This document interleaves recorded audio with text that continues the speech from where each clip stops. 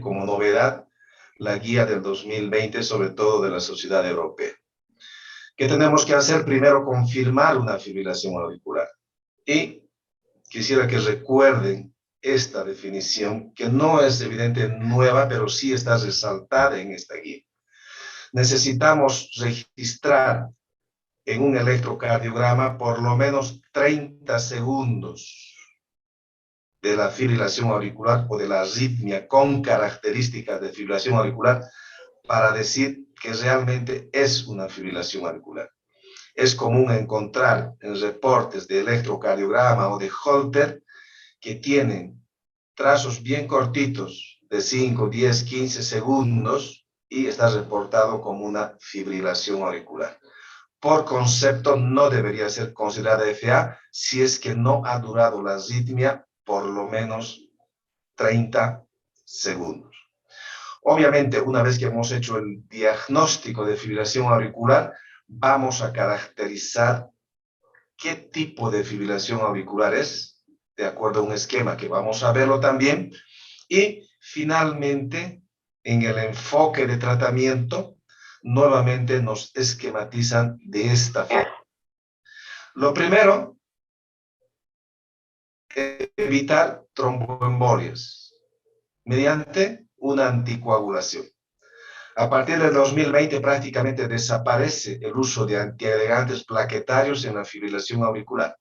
Hasta el 2016 todavía recomendaban en pacientes de bajo riesgo o riesgo intermedio la posibilidad de utilizar antiagregantes plaquetarios.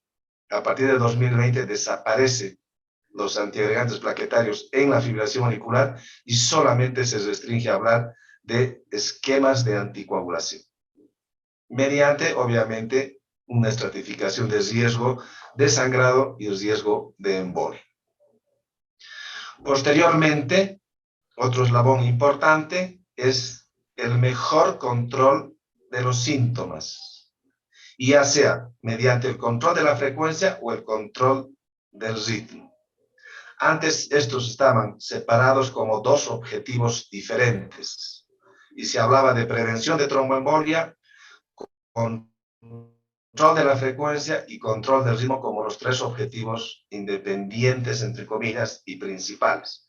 Hoy en día acá han agrupado en uno solo y dicen hay que hacer lo mejor para el paciente. Y en conclusión, si podemos controlar el ritmo, sería bueno, pero si no, hacemos un control de la frecuencia cardíaca que es muy importante. ¿Qué más recalca esta guía? Que no nos quedemos solamente previniendo embolias y controlando el ritmo o la frecuencia, porque estos pacientes van a recidivar y además tienen otros factores de riesgo para otras enfermedades. Entonces, deberíamos ver a la persona en forma integral, ver qué otros factores de riesgo tiene, cómo está el colesterol, cómo está la presión, cómo está el azúcar, el peso, etcétera, y tratar de hacer un manejo integral de esta patología. Frecuentemente vemos, lamentablemente, como estos casos clínicos, una persona que se opera de una rodilla, una persona mayor, que tenía antecedentes de una fibrilación auricular, pero que se le suspende por muchos días la anticoagulación por el miedo del sangrado durante la cirugía. Es verdad que existen sangrados, pero hay que ver qué es lo más importante, si correr el riesgo de sangrado de la cirugía o el riesgo de embolia. Lo ideal, obviamente, es reducir las dos complicaciones y para eso debe haber un manejo coordinado entre, en este caso, el traumatólogo y la persona que está manejando la anticoagulación. Si no, lamentablemente tenemos, como en este caso, una complicación después de una cirugía, la cirugía una maravilla, pero la señora con una embolia por haber suspendido la anticoagulación. La fibrilación auricular es la arritmia sostenida más frecuente en el mundo entero. Y los criterios ya lo han visto en las clases de electrocardiograma y lo estarán viendo en las prácticas, son muy sencillos. Basta que no exista onda P y la distancia entre las R sea irregular pues hacemos el diagnóstico de fibrilación auricular. Lamentablemente, esta arritmia hace que la aurícula ya no funcione adecuadamente y esto va a acarrear la formación de trombos y obviamente la disminución del gasto cardíaco. Posiblemente vayan a ver ustedes en algunos electros en la práctica esta imagen que a veces hace confundir con un aleteo auricular. Si ven ustedes es completamente irregular y tiene una frecuencia muy alta. En realidad es una fibrilación auricular. La fibrilación auricular, por el tamaño de las ondas de fibrilación, puede ser de onda fina, cuando como en este caso prácticamente no se ve, o es menos de 1 milímetro, o se llama fibrilación auricular de onda gruesa, como en este caso, que tiene más de 1 milímetro de amplitud las ondas de fibrilación auricular. En una temporada se pensó que esto tenía relación con el tamaño de la aurícula, sobre todo izquierda, pero aparentemente no existe una buena correlación con el tamaño de la aurícula izquierda. Como nosotros solamente estamos viendo el electrocardiograma, pues los vamos a caracterizar como fibrilación auricular de onda fina o de onda gruesa. Y no podemos aventurarnos a decir cuál será el tamaño de las aurículas. Ya habíamos hablado un poquitito qué consecuencias tiene la FA, embolia, reducción del gasto cardíaco, la propia taquicardia sostenida en el tiempo daña el miocardio, produce una miocardiopatía exclusivamente a consecuencia de la frecuencia alta.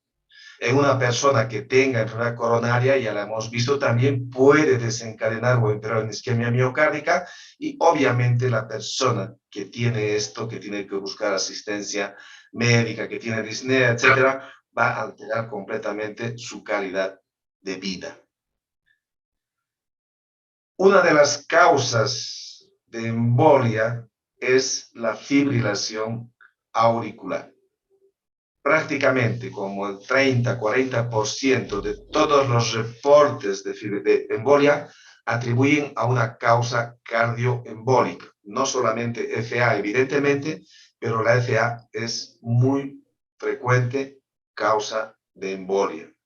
Y dependiendo de los métodos que utilicemos para detectar fibrilación auricular, puede ser cada vez mayor.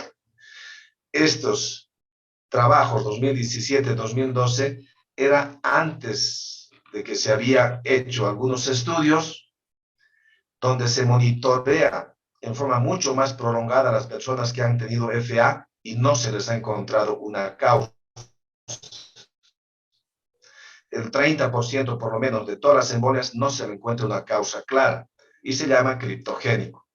A estas personas se les ha hecho monitoreo hasta de 2 años de su electrocardiograma y en un 15% hasta un 30% se ha detectado fibrilación auricular.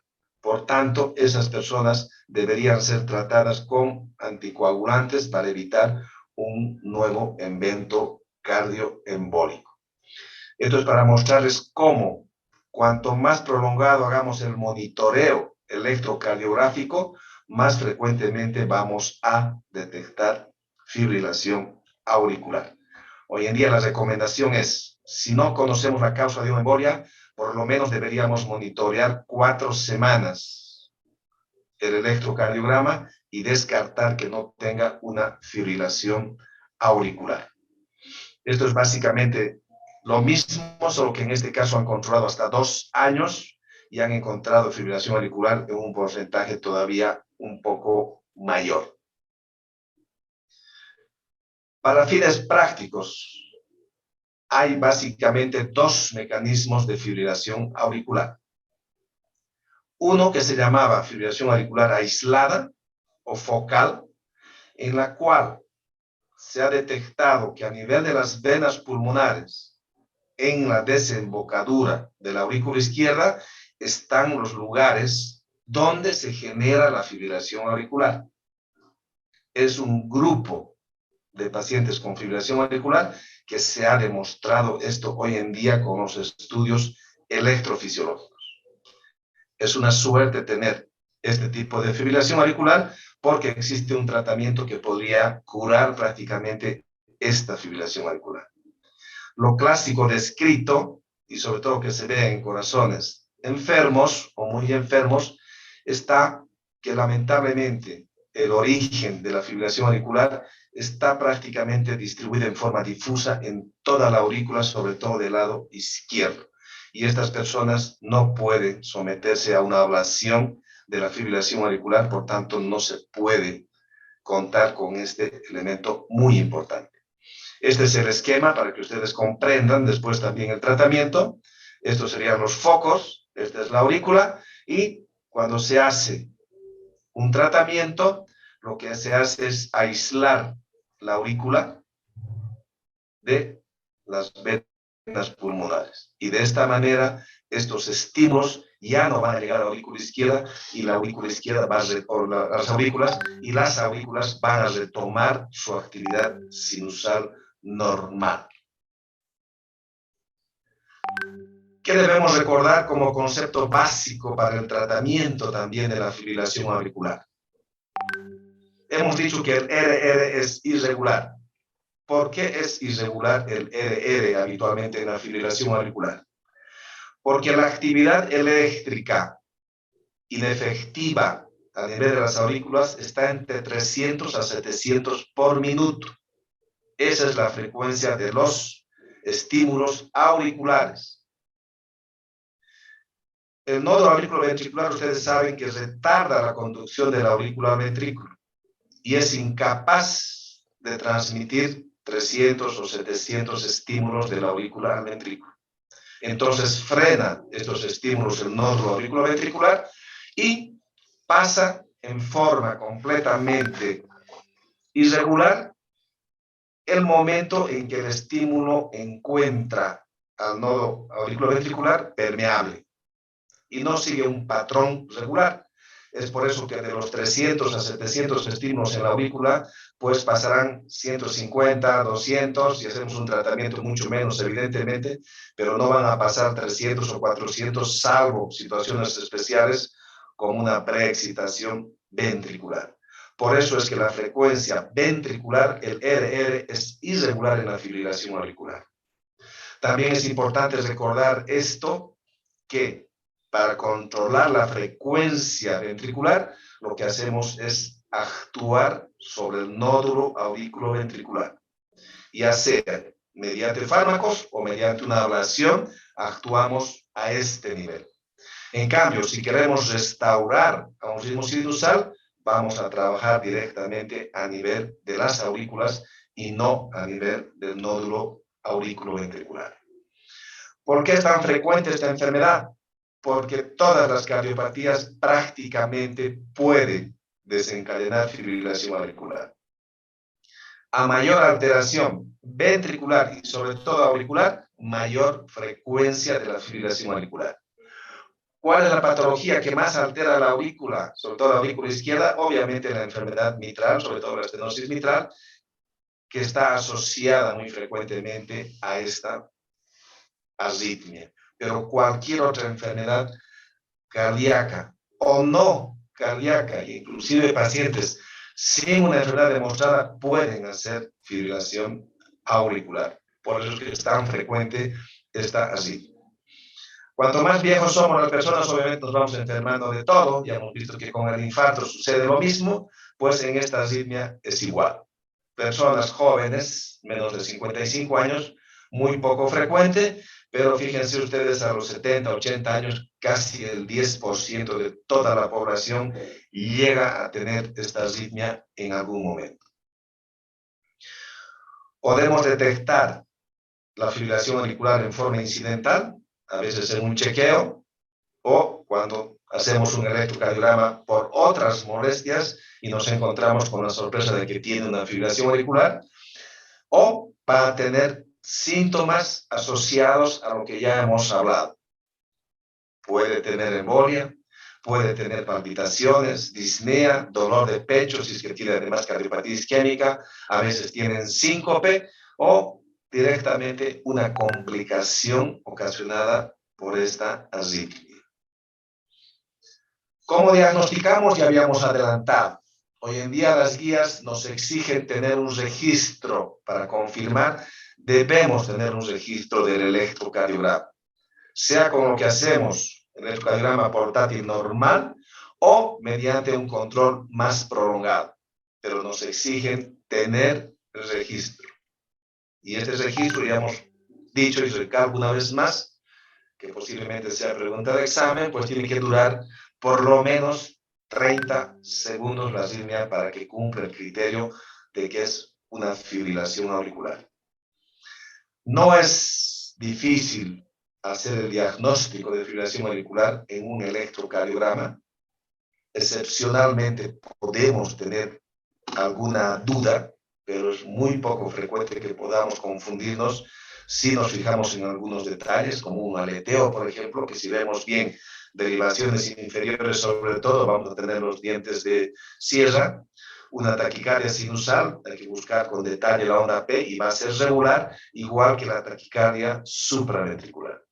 Es verdad que podemos llegar a confundirnos, pero es muy poco frecuente confundir una FA con otra arritmia si respetamos los criterios clásicos más importantes, que es ausencia de onda P y distancia entre las R's completamente irregular. ¿Cómo se clasifica la fibrilación auricular? Una de las formas de clasificar es esta. Por primera vez, si no sabíamos que el paciente tenía fibrilación auricular, llamamos así como dice acá, FA, diagnosticada por primera vez.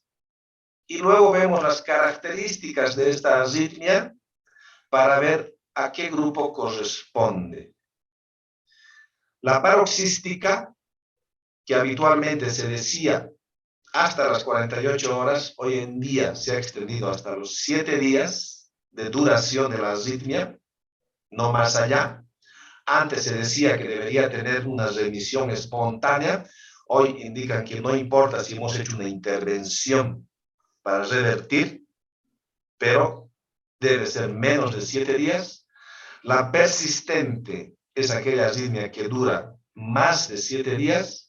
Dentro de esta, la persistente de larga duración, que es más de un año, pero tiene la característica de que puede responder a maniobras de reversión, ya sea farmacológica o sea eléctrica. Esta persona va a poder lograr retomar su ritmo normal.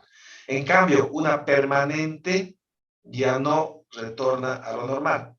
El médico y el paciente han aceptado que esa persona se va a quedar con fibrilación auricular. ¿Por qué? Porque no va a tener chances de revertir o lo va a hacer por muy corto periodo de tiempo. Entonces no vale la pena seguir insistiendo cuando sabemos que no va a durar esa reversión.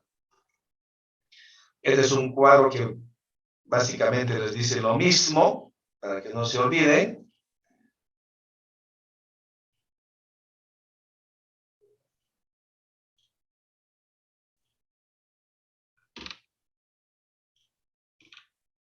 Y la clasificación de acuerdo a los síntomas que produce la fibrilación auricular, que es igual que hemos visto con la disnea o con la angina. Del 1 al 4, de acuerdo a con qué actividad y qué limitaciones produce la fibrilación auricular. Las escuelas varían, esta es de la ciudad europea, la otra de la American, etc., pero el concepto es exactamente el mismo. Como les comenté ya, estos eran los objetivos clásicos del tratamiento, que todavía es útil, es verdad, es posiblemente lo más importante, es verdad, pero no hay que olvidarse de las últimas recomendaciones, que hay que ver al paciente en forma integral y no solamente ver el electrocardiograma o la arritmia. Pero control de la frecuencia ventricular, control del ritmo, que ustedes han visto que hoy en día lo han colocado en un solo grupo y se llama mejor control de los síntomas, la prevención de la tromboembolia, los 3 objetivos clásicos, y acá no estaba todavía el tratamiento y el control de las comorbilidades que hoy en día se está haciendo mucho énfasis, como ven en este esquema que ya está repetido.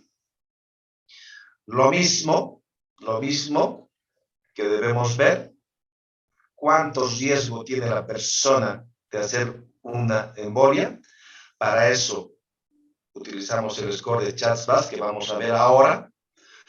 Cuán severos son los síntomas, de acuerdo a la clasificación de la Sociedad Europea, cuánto ha durado la arritmia, cuánto tiempo está presente la arritmia para poder determinar una gravedad total de la fibrilación auricular y todas las comorbilidades para que podamos actuar sobre todas ellas y mejorar el pronóstico global a largo plazo. En cuanto a la prevención de la tromboembolia, ¿cómo podemos resumir? Anticoagulación, olvídense del antiagregante plaquetario para la fibrilación auricular, ya no existe como recomendación.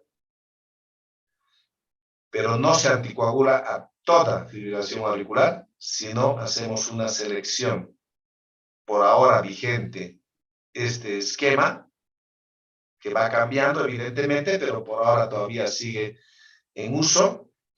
Si no podemos anticoagular a un paciente porque tenga una contraindicación absoluta y tenga un alto riesgo de embolia, podemos hacer una oclusión de la orejuela izquierda, que es donde más se forman los trombos, pero obviamente ya es una indicación más discutida, no es una indicación que todos estén de acuerdo, y en algunos casos se llega a excluir la orejuela izquierda en forma quirúrgica. Obviamente, si hacemos una intervención sobre la válvula mitral, por ejemplo, se hace en ese mismo momento la exclusión de la orejuela izquierda, pero en algunos casos se ha hecho esta cirugía exclusivamente dirigida al tratamiento de la arritmia para prevenir embolias. ¿Qué es lo que quiero que vean ustedes? Cómo van cambiando las recomendaciones en base a la evidencia que se forma con los diversos estudios. Hasta el 2011 aproximadamente, es decir, hace 10 años, se utilizaba esta estratificación de riesgo. Recordarles que esto se utiliza exclusivamente para personas que no tienen enfermedad valvular mitral severa ni moderada y tampoco tienen prótesis mecánica. Las personas que tienen FA, que tienen prótesis mecánica, o que tienen estenosis mitral moderada o severa, automáticamente son de muy alto riesgo y se anticoagula toda fibrilación auricular en esas circunstancias. Si no tiene esos signos de gravedad, hasta el 2011 utilizábamos esta escala de CHA2DS2, que tomaba en cuenta estos criterios. Y decía, si no tiene nada, es bajo riesgo intermedio 1 o 2, y si salto más de 3 de estos factores. Hoy en día, como van a ver, personas que con esta escala nos daba bajo riesgo, hoy día nos va a dar un riesgo intermedio o inclusive alto porque se han modificado los criterios. Por ejemplo, la edad. Tenías que tener más de 75 años para tener un punto en esta escala. Hoy en día, más de 75 años ya valen 2 puntos. Y entre 65 y 75 años vale 1 punto. Antes el sexo femenino no aportaba ningún punto. Hoy en día, solo por ser mujer, le han aumentado 1 punto más. Entonces, una mujer de 65 años, según esta escala, tenía 0 de riesgo y era de bajo riesgo. La escala actual, una mujer de 65 años ya tiene 2 puntos. Por tanto, ya no es un riesgo bajo y ya debemos considerar terapia anticoagulante para prevenir tromboembolia y no como antes, que no le dábamos absolutamente nada. Esto es lo que estaba en vigencia, como les digo, hace más o menos 10 años, y cada persona que tenemos FA que no tenga válvula y que no tenga estenosis mitral, agarramos esta escala y vemos qué es lo que tiene, cuántos puntos tiene. De acuerdo a eso decimos, en hombres que no tengan nada es de bajos riesgos y en mujeres uno solo, y no hacemos ninguna terapia. Ya no aspirina, ya no recomiendan aspirina. Antes acá estaba opcionalmente colocar aspirina. Hoy en día ya no. Riesgo intermedio, se puede considerar la anticoagulación. Esa es la tendencia a anticoagular, pero es una recomendación que no todos están de acuerdo, aunque la evidencia aparentemente va a favor y posiblemente en la próxima guía pues será cambiada. En lo que no hay ninguna duda, y es una indicación que todos están de acuerdo, es que si el varón tiene más de 2 puntos o la mujer más de 3, debemos iniciar terapia anticoagulante. Es muy importante el control de la frecuencia. A mayor frecuencia cardíaca, menor tiempo de llenado ventricular. Y si no llena el ventrículo, tampoco tiene que expulsar. Entonces, ¿qué hacemos? Bajamos la frecuencia ventricular. ¿Cómo? Ya hemos visto, alterando el nódulo auriculoventricular. ¿Cómo alteramos? Con fármacos inicialmente. Los más eficaces son los beta bloqueadores. Si tenemos contraindicaciones, antagonistas cálcicos.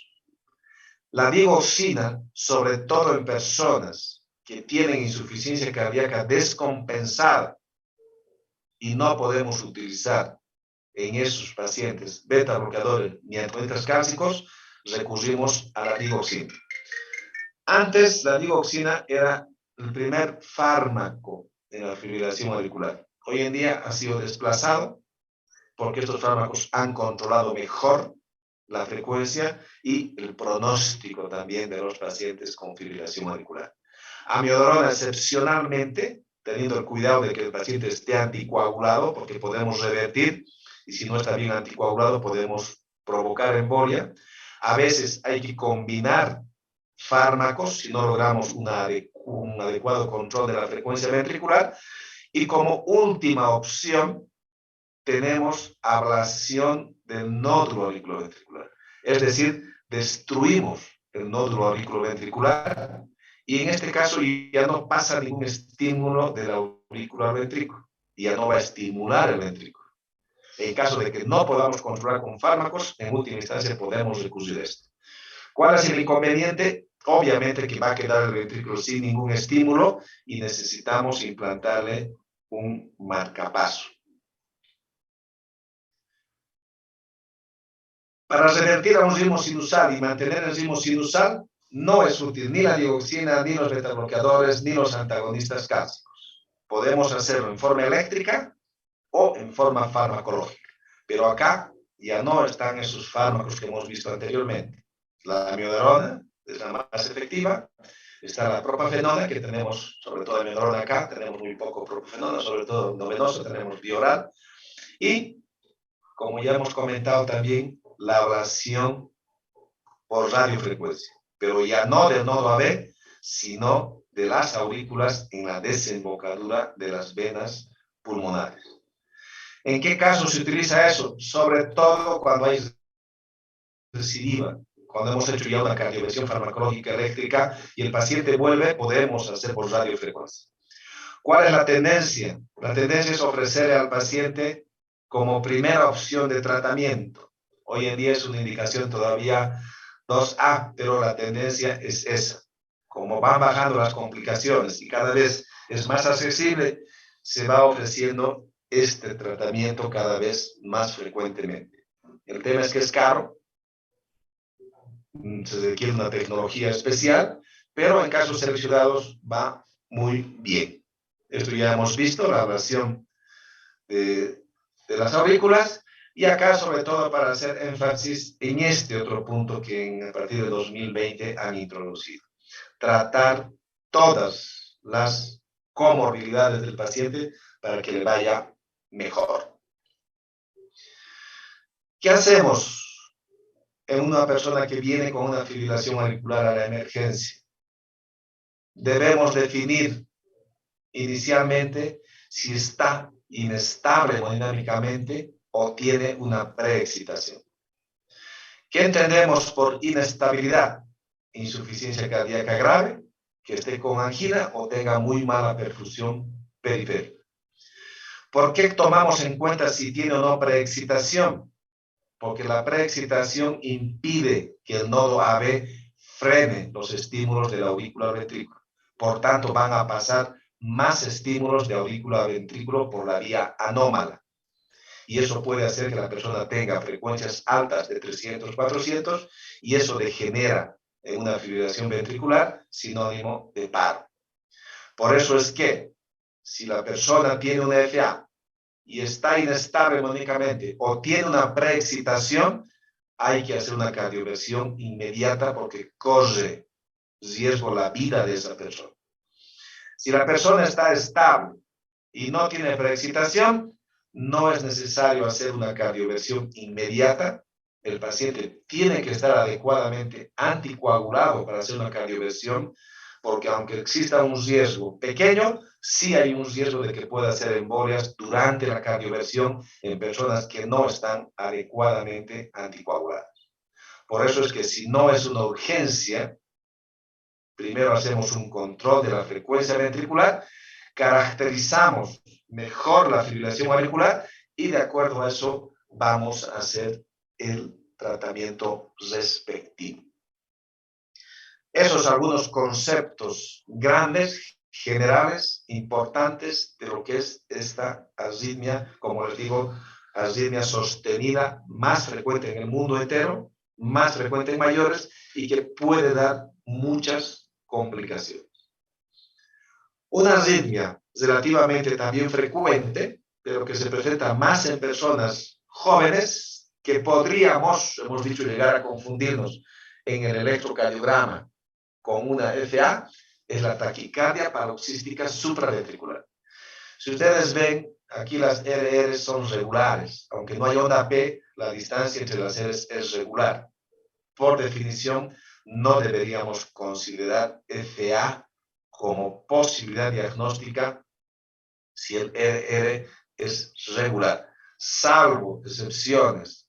Ustedes saben que las excepciones hacen las reglas, entonces todo lo que hablamos como cierto, como muy frecuente, tiene que tener una excepción. Puede haber FA regular, puede haber, pero habitualmente es cuando está asociado a un bloqueo auriculoventricular completo. En esos casos sí tenemos FA con una distancia RR regular, pero después todas las FAs van a tener RR irregular. En la taquisupra no sucede así, lo han visto ya en las clases de electro, las distancias entre las Rs es la misma, el complejo QRS no está ensanchado y obviamente no tiene onda P de características normales. Todo eso lo han visto ya en las clases de electrocardiograma con el doctor Arnes. Lo que yo les voy a mostrar simplemente es un par de esquemas de cuál es el manejo en general de la taquicardia paroxística supraventricular. Y lo vamos a dividir en el manejo agudo y en el manejo a largo plazo. Una vez más, en toda arritmia cardíaca, debemos ver inicialmente cuál es la repercusión que está ocasionando. Si la repercusión es grande y corre en riesgo la vida del paciente, cardioversión inmediata sin dudar. En cambio, si es paciente estable, hacemos otras maniobras. En este caso del ataque supra, las maniobras vagales a veces revierten perfectamente la taquicardia paroxística supraventricular. El fármaco de elección en esta arritmia es la adenosina. Como segunda opción de tratamiento está el verapamilo y finalmente la amiodarona o una cardioversión eléctrica. Es frecuente ver en nuestro medio que directamente se acude a la amiodarona, que es el mejor antiarrítmico, no tengo ninguna duda en forma general, pero es un medicamento que puede tener potencialmente reacciones secundarias importantes. Entonces, si podemos controlar con otros fármacos que son igual o mayores de efectivos, pero con menor posibilidad de complicaciones, deberíamos recurrir a otros fármacos. El ataque supra, adenosina como primera elección. Vamos a ver en la taquicardia ventricular que no sucede así, que la amiodarona es el fármaco de primera elección. Como segundo, escalón, en esta arritmia, estaría el verapamilo y finalmente la amiodarona o la cardioversión eléctrica. Cada arritmia debemos individualizarlas para hacer un tratamiento adecuado. El manejo a largo plazo de esta arritmia. Otra vez, vemos el riesgo que tiene esta arritmia. En este caso, básicamente, una persona que ha tenido síncope, que tiene ocupación de alto riesgo, por ejemplo, un piloto no puede tener pues un síncope en un vuelo, porque pone en riesgo a muchísima gente. O que tenga una preexcitación, como ya hemos dicho, cuál es el riesgo de una preexcitación. Si tiene todo esto, o uno de ellos, no podemos darnos el lujo de correr riesgos. Y en ese caso, si tiene alto riesgo, directamente hacemos un estudio electrofisiológico con la finalidad de hacer una ablación y una curación de la arritmia. Más del 90% de las personas que tienen taquisupra se curan con una ablación. Podrá tener el procedimiento su riesgo, su costo, pero es un tratamiento curativo en más del 90% de los casos. Sobre todo, se recomienda en este grupo de personas, pero una vez más le digo, como va siendo cada vez más accesible y con menos complicaciones, prácticamente la tendencia es recomendar en toda taquisupra que se haya diagnosticado. Pero hoy en día las guías están restringiendo a este grupo de pacientes a hacerlo como primera opción de tratamiento. Si es una persona estable y no tiene estos criterios de riesgo, podemos utilizar beta bloqueadores. Fíjense que aquí no entra la adenosina, que era el número 1 en casos agudos, con la idea de disminuir las extrasístoles supraventriculares. Son las extrasístoles supraventriculares las que llegan a gatillar esta arritmia. No la provocan, evidentemente, pero gatillan la arritmia. Tiene que haber un sustrato para que se produzca esta arritmia y las extrasístoles la gatillan. ¿Cuál es el mejor medicamento para reducir eso? Los beta bloqueadores. Posteriormente, antagonistas cálcicos. La digoxina entra acá, pero una vez más desplazada, y a veces hay que utilizar una combinación de estos fármacos. Y finalmente, si no podemos controlar, es muy frecuente la arritmia, aunque esté estable, incomoda al paciente, etcétera, hacemos una ablación por radiofrecuencia y con eso se puede curar la enfermedad. Unas cuantas palabras nada más de arritmias que lo van a ver menos frecuentemente ustedes, porque más se lo ve esto en pacientes en la terapia intensiva, en pacientes complejos hospitalizados, no tanto en la consulta, es arritmias ventriculares. En forma esquemática, para diferenciar una arritmia ventricular de una supraventricular. El criterio más importante en general, la duración del complejo QRS. QRS ensanchado tiene origen ventricular hasta no demostrar lo contrario. En cambio, un QRS normal tiene un origen supraventricular. Es el criterio más importante. Cuando hay extrasístoles supraventriculares o ventriculares, habitualmente no hay una onda P que preceda a estos complejos anormales. Hay pausas compensadoras después de la extrasístole. Hay un momento en que no hay actividad eléctrica. Se dice que la extrasístole ventricular tiene una pausa compensadora completa, que quiere decir que la distancia entre 3 latidos normales es igual a 2 latidos metido al medio la extrasístole ventricular. Era un criterio que era considerado importante para diferenciar ventricular versus supraventricular, pero dicen que es muy relativo y no deberíamos confiarnos en eso. Una vez más, todo lo que está ensanchado, salvo excepciones, tiene origen ventricular. Todo lo que es normal en QRS tiene origen supraventricular. Las extrasístoles ventriculares se las puede clasificar de diferente forma, de diferente modo, bajo diferentes criterios. Lo que nosotros vemos en el electrocardiograma básicamente es la forma de las extrasístoles. Es frecuente escuchar polifocal, monofocal dentro de la clasificación. Es verdad que cuando es de la misma forma, como en estos casos las extrasístoles, es más frecuente que tenga un solo foco. En cambio, cuando tiene diferentes formas, se dice que puede tener varios focos, pero no es constante, no es 100% seguro que eso suceda. Y como nosotros lo único que estamos analizando es el electrocardiograma, no estamos haciendo un estudio electrofisiológico para determinar si es un solo foco o son varios focos, solamente estamos viendo el electro, igual que en el infarto, con o sin elevación del segmento ST, porque lo único que nos consta es el electrocardiograma. Acá también clasificamos de acuerdo a la forma en la cual nosotros estamos viendo la arritmia ventricular. Si es de la misma forma, en la misma derivación, obviamente, las extrasístoles se llama monomorfa, y si va a cambiar, se llama polimorfa. Podemos decir que está en bigeminismo cuando prácticamente alterna, puede o no tener patología de base la arritmia ventricular, es más frecuente que se presente obviamente en corazones enfermos en relación a la arritmia supraventricular, pero corazones estructuralmente sanos también pueden tener arritmia ventricular.